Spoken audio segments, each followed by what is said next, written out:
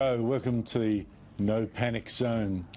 And tonight, more signs, very good signs, that this coronavirus will be far less deadly than predicted, that we are getting on top of it very slowly.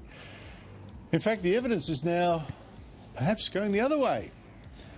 I'm becoming surer than ever that we may be making a very big mistake, destroying the jobs and businesses of hundreds of thousands of Australians, maybe soon millions, for too little gain. I am surer than ever that our politicians are tackling this crisis the wrong way.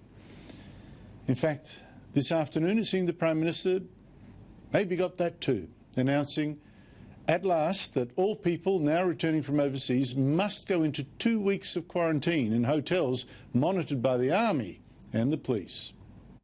States and territories will be quarantining all arrivals through our airports, in hotels and other accommodation facilities for the 2 weeks of their mandatory self-isolation before they are able to return to their home. If their home is in South Australia or in Perth or in Tasmania and they have arrived in Melbourne, they will be quarantining in Melbourne. If it's in Sydney, it will be in Sydney. If it's Brisbane, and so on. Now, this is a very important step. 2/3 of people infected have brought this disease in from overseas. We've taken far too long to slam that gate. And the Army will also now check up on everyone already in self-isolation. And again, good, but late.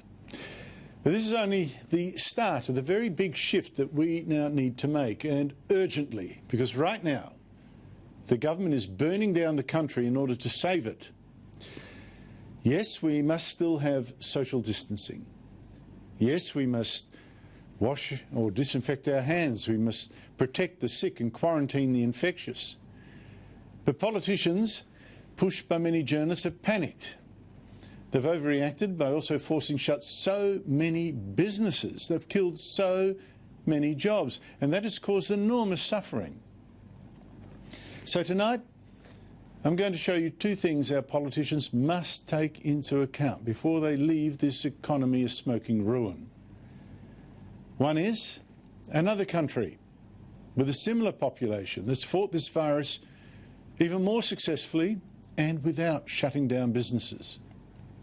And second, point to the encouraging evidence today that the rate of infection here is already slowing, and that the danger here and in Britain is not as great as predicted.